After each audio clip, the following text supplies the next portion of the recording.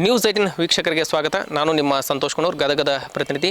ನಿಮಗೋಸ್ಕರ ಇವತ್ತು ರೈತರು ಹುತಾತ್ಮರಾಗಿರ್ತಕ್ಕಂತಹ ಒಂದು ಸ್ಟೋರಿಯನ್ನು ನಿಮ್ಮ ಮುಂದೆ ತರ್ತಾ ಇದ್ದೀನಿ. ಅದರಲ್ಲೂ ಇವತ್ತು ರೈತ ಹುತಾತ್ಮ ದಿನಾಚರಣೆ 1980 ಜುಲೈ 21ರಂದು ನಡೆದಂತಹ ಒಂದು ಕರಾಳ ದಿನ ಇವತ್ತು ರೈತರೆಲ್ಲರೂ ಕೂಡ ನೆನಪು ಮಾಡ್ಕೊಳ್ತಾ ಇದ್ದಾರೆ. ಅದರಲ್ಲೂ ಅಂದು ನಡೆದಂಥ ಹೋರಾಟದಲ್ಲಿ ರೈತರು ಕೂಡ ಹುತಾತ್ಮರಾಗ್ತಾರೆ.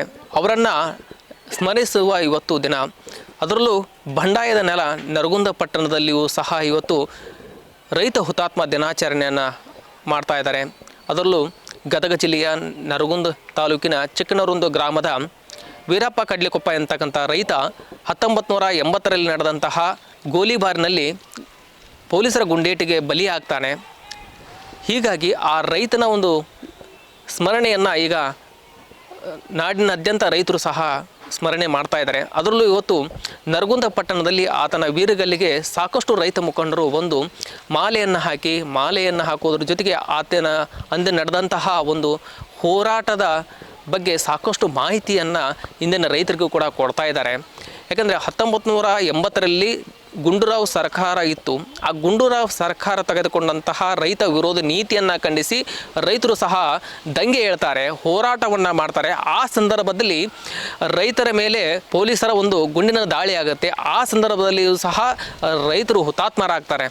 ಯಾಕಂದರೆ ಅಂದು ಗುಂಡೂರಾವ್ ಸರ್ಕಾರ ನೀರಿನ ಒಂದು ಕರವನ್ನು ಕಟ್ಟಲೇಬೇಕು ಅಂತೇಳಿ ದಿಟ್ಟ ನಿರ್ಧಾರವನ್ನು ತೆಗೆದುಕೊಂಡಿರೋದ್ರಿಂದ ಅಂದಿನ ಇರ್ತಕ್ಕಂಥ ಆ ಸಂದರ್ಭದಲ್ಲಿ ಇರ್ತಕ್ಕಂಥ ರೈತರು ಸರ್ಕಾರದ ವಿರುದ್ಧ ರೊಚ್ಚಿಗೆದ್ದು ಹೋರಾಟವನ್ನು ಮಾಡಲು ಕೂಡ ಮುಂದಾಗ್ತಾರೆ. ಅದರಲ್ಲೂ ಬಂಡಾಯದ ನೆಲ ನರಗುಂದದಲ್ಲಿಯೂ ಸಹ ದಂಗೆ ಕೋಪಕ್ಕೆ ಹೋಗುತ್ತೆ. ಆ ಸಂದರ್ಭದಲ್ಲಿ ಪೊಲೀಸರನ್ನು ಬಿಟ್ಟು ಆಗ ಗುಂಡಿನ ದಾಳಿಯನ್ನು ಮಾಡಿಸ್ತಾರೆ. ಆ ಸಂದರ್ಭದಲ್ಲಿ ರೈತರು ಸಹ ಹುತಾತ್ಮರಾಗ್ತಾರೆ. ಅಂದರೆ ಈ ಒಂದು ಹುತಾತ್ಮರಾಗಿರ್ತಕ್ಕಂಥ ರೈತರ ಒಂದು ಸ್ಮರಣೆಯನ್ನು ಇವತ್ತು ಜುಲೈ 21 ರೈತ ಹುತಾತ್ಮ ದಿನಾಚರಣೆ. ಹೀಗಾಗಿ ನಾಡಿನಾದ್ಯಂತ ರೈತರು ಸಹ ಇವತ್ತು ಆ ಹುತಾತ್ಮರಾಗಿರ್ತ ರೈತರ ಒಂದು ಸ್ಮರಣೆಯನ್ನು ಸಹ ಮಾಡ್ತಾ ಇದ್ದಾರೆ. ಅದರಲ್ಲೂ ನರಗುಂದ ಪಟ್ಟಣಕ್ಕೆ ಸಾಕಷ್ಟು ಜನರು ಸಹ ರೈತರು ಆಗಿರ್ಬೋದು, ಹೋರಾಟಗಾರರಾಗಿರ್ಬೋದು ಬಂದು ಹುತಾತ್ಮ ಆಗಿರ್ತಂಥ ವೀರಪ್ಪ ಕಡ್ಲಿಕೊಪ್ಪ ಅವರ ಏನು ರೈತನ ವೀರಗಲ್ಲಿದೆ ಆ ವೀರಗಲ್ಲಿಗೆ ಬಂದು ಮಾಲಾರ್ಪಣೆಯನ್ನು ಮಾಡುವ ಮೂಲಕ ಆತನ ಸ್ಮರಣೆಯನ್ನು ಮಾಡುವಂಥ ಕೆಲಸ ಸಹ ಈಗ ಆಗ್ತಾ ಇದೆ. ಹೀಗಾಗಿ ಸಾಕಷ್ಟು ರೈತ ಮುಖಂಡರು ಕೂಡ ಭೇಟಿ ನೀಡಿ ಆ ಒಂದು ಈಗಾಗಲೇ ಮಾಲಾರ್ಪಣೆಯನ್ನು ಮಾಡಿ ಏನೇನೆಲ್ಲ ಮಾತನಾಡಿದ್ದಾರೆ ಅನ್ನೋದನ್ನು ಕೇಳ್ಕೊಂಬರೋಣ ಬನ್ನಿ.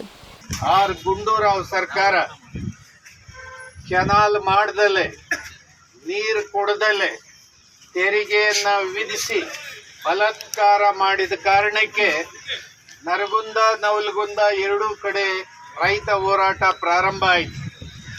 ಅಂದಿನ ಸರ್ಕಾರದ ಮನಸ್ಥಿತಿಗಳು ಹೆಂಗಿದ್ವು ಅಂದರೆ, ಈ ದುಡಿಯುವ ರೈತ ಬೀದಿಗೆ ಬರಬಾರ್ದು, ಅವನು ಹೊಲ ಗದ್ದೆಯಲ್ಲಿ ಕೆಲಸ ಮಾಡಬೇಕಷ್ಟೇ, ಅವನು ನಂದು ಹಕ್ಕು ಅಂತೇಳಿ ಕೇಳಬಾರ್ದು.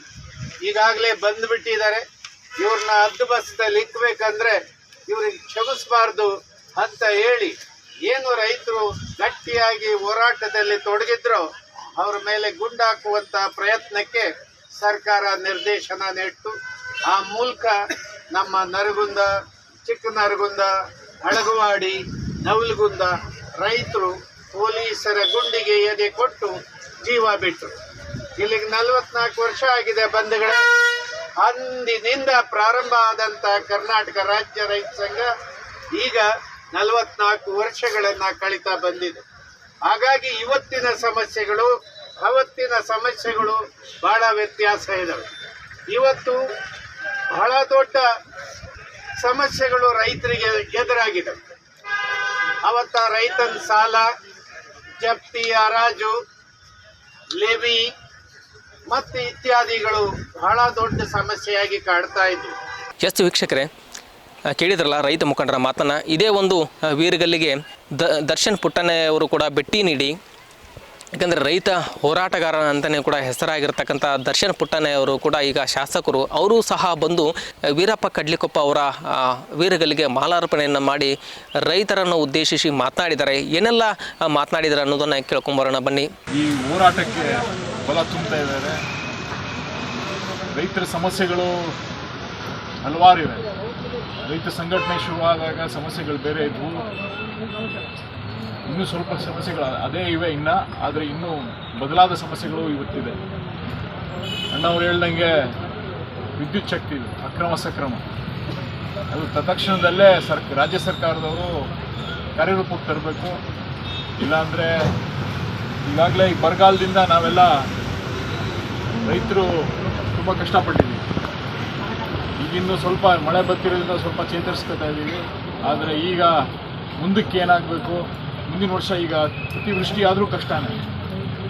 ಅದಕ್ಕೆ ಬೆಳೆ ಪರಿಹಾರಗಳು ಸರ್ಕಾರದವರು ಯಾವ ಥರ ಬೆಳೆ ಪರಿಹಾರ ನಿಗದಿ ಮಾಡಿದ್ದಾರೆ ಅದನ್ನು ಜಾಸ್ತಿ ಮಾಡಬೇಕು. ಇವಾಗ ಕೊಡ್ತಿರೋದಂಥ ಬೆಳೆ ಪರಿಹಾರಗಳು ಯಾವುದಕ್ಕೂ ಸಾಲಿಗಿಲ್ಲ. ನಮ್ಗೆ ಗೊತ್ತಿರೋಂಗೆ ಆ ಪರಿಹಾರಗಳನ್ನು ಹೆಚ್ಚುವರಿ ಮಾಡಬೇಕು. ಅದಾನಂತರ ಈ ಭಾಗದ ಮಾಯದಾಯಿ ಹೋರಾಟ ವರ್ಷಾನುಗಟ್ಟಲೆಯಿಂದ ಹೋರಾಟ ಮಾಡ್ಕೊಂಡ್ಬಂದಿದೆ. ಆ ಮಾಯದಾಯಿ ಹೋರಾಟಕ್ಕೆ ಒಂದು ಅಂತ್ಯ ಕಾಣಿಸ್ಬೇಕು. ಒಂದು ಸರ್ಕಾರ ದೃಢ ನಿಲುವು ತಗೊಂಡು ಕೊನೆ ಹಂತದಲ್ಲಿದೆ, ಅದನ್ನು ದಡ ಮುಗಿಸೋದ್ರ ಮೂಲಕ ಸರ್ಕಾರದವರು ಆದೇಶ ಮಾಡೋದ್ರ ಮೂಲಕ ಇಡೀ ಈ ಭಾಗದ ರೈತರಿಗೆ ಒಂದು ನ್ಯಾಯ ದೊರಕಿಸ್ಕೊಡ್ಬೇಕು ಅಂತ ನಿಮ್ಮ ಮೂಲಕ ಕೇಳ್ಕೊಳ್ತಾ. ಎಸ್ ವೀಕ್ಷಕರೇ, ಕೇಳಿದ್ರಲ್ಲ ದರ್ಶನ್ ಪುಟ್ಟನೆ ಅವರ ಮಾತನ್ನು. ಇನ್ನು ಸ್ಥಳೀಯ ಶಾಸಕರಾಗಿರ್ತಕ್ಕಂಥ ಸಿ ಪಾಟೀಲರು ಕೂಡ ಭೇಟಿ ನೀಡಿ ಏನು ಹುತಾತ್ಮರಾಗಿರ್ತಕ್ಕಂಥ ವೀರಪ್ಪ ಕಡ್ಲಿಕೊಪ್ಪ ಅವರ ಏನು ವೀರಗಲ್ಲಿದೆ, ಆ ವೀರಗಲ್ಲಿಗೆ ಈಗಾಗಲೇ ಮಾಲಾರ್ಪಣೆಯನ್ನು ಮಾಡಿ ರೈತರನ್ನು ಉದ್ದೇಶಿಸಿ ಮಾತನಾಡಿದ್ದಾರೆ. ಮಲಪ್ರಭಾ ನದಿಗೆ ನೀರು ಮುಟ್ಟದಿರ್ತಕ್ಕಂಥ ಜಾಗಗಳಿಗೆ ಕರವನ್ನು ವಿಧಿಸಿದರ ವಿರುದ್ಧ ದೊಡ್ಡ ಪ್ರಮಾಣದಲ್ಲಿ ರೈತ ಹೋರಾಟ ಪ್ರಾರಂಭವಾಯಿತು. 81 ಜುಲೈ 21ರ ಬೃಹತ್ ಪ್ರತಿಭಟನಾ ರ್ಯಾಲಿಯಲ್ಲಿ ಭಾಗವಹಿಸಿದಂಥ ರೈತರ ಸಲುವಾಗಿ ಹೋರಾಡಿ ಪ್ರಾಣವನ್ನು ತೆತ್ತಂತ ವೀರಪ್ಪ ಕಡ್ಲಿಕೊಪ್ಪ ಅವರ ಒಂದು ಸದಾ ಸ್ಥಳಕ್ಕೆ ಇವತ್ತು ನಾವೆಲ್ಲ ರೈತರು ಭಾರತೀಯ ಜನತಾ ಪಕ್ಷದ ವತಿಯಿಂದ ಮೆರವಣಿಗೆಯಲ್ಲಿ ಬಂದು ಮಾಲೆಯನ್ನು ಹಾಕಿ ಒಂದು ನಮನವನ್ನು ಸಲ್ಲಿಸಿದ್ದೇವೆ. ಅಂದಿನಿಂದ ಇಂದಿನವರೆಗೂ ಕೂಡ ರೈತ ಹೋರಾಟಗಳು ನಡ್ಕೊಂಡು ಬಂದವು. ಬಹುತೇಕ ಭಾರತೀಯ ಜನತಾ ಪಕ್ಷದ ಸರ್ಕಾರ 2018ರಿಂದ 2023 ಇದ್ದಂಥ ಸರ್ಕಾರ ಈ ಭಾಗದ ಎಲ್ಲ ಕಾಲುವೆಗಳನ್ನು, ಮುಖ್ಯ ಕಾಲುವೆ ಇರ್ಬೋದು, ಡಿಸ್ಟ್ರಿಬ್ಯೂಟರ್ ಇರ್ಬೋದು, ಉಪಕಾಲುವೆ ಇರ್ಬೋದು, ಚಿಟಕಾಲುವೆ ಇರ್ಬೋದು, ಎಲ್ಲವನ್ನ ಕಾಂಕ್ರೀಟ್ ಮಾಡಿ ಸರಾಗವಾಗಿ ನೀರು ಕೆಲವೊಂದು ರೈತರಿಗೆ ಮುಟ್ಟಿಸುವಂಥ ಕ್ರಮವನ್ನು ನಾವು ಕೈಗೊಂಡಿದ್ದೀವಿ. ಎಸ್ ವೀಕ್ಷಕರು, ಕೇಳಿದ್ರಲ್ಲ ಸಿ ಪಾಟೀಲ ಮಾತನ್ನು. ಇವತ್ತು ಗದಗ ಜಿಲ್ಲೆಯಾದ್ಯಂತ ಅಷ್ಟೇ ಅಲ್ಲ, ರಾಜ್ಯಾದ್ಯಂತ ಇವತ್ತು ರೈತ ಹುತಾತ್ಮ ದಿನಾಚರಣೆಯನ್ನು ಸಹ ಆಚರಣೆ ಮಾಡಲಾಗ್ತಾಯಿದೆ. ಬಂಡಾಯದ ನೆಲ ನರಗುಂದದಲ್ಲಿಯೂ ಕೂಡ ಇವತ್ತು ಕರಾಳ ದಿನವನ್ನಾಗಿ ಆಚರಣೆಯನ್ನು ಮಾಡಲಾಗುತ್ತೆ. ಯಾಕಂದರೆ ರೈತರು ಸಹ ಇಂದು ಸುಮಾರು ಅಲ್ಲಿ ಇಂದಿಗೂ ಕೂಡ ಕಳಸಾ ಬಂಡೂರಿ ವಿಚಾರ ಅಷ್ಟೇ ಅಲ್ಲ, ಮಹದಾಯಿ ವಿಚಾರಕ್ಕೆ ಸಂಬಂಧಪಟ್ಟಂಗೆ ಸಾಕಷ್ಟು ಹೋರಾಟ ಕೂಡ ಇಂದಿಗೂ ಕೂಡ ನಡೀತಾ ಇದೆ.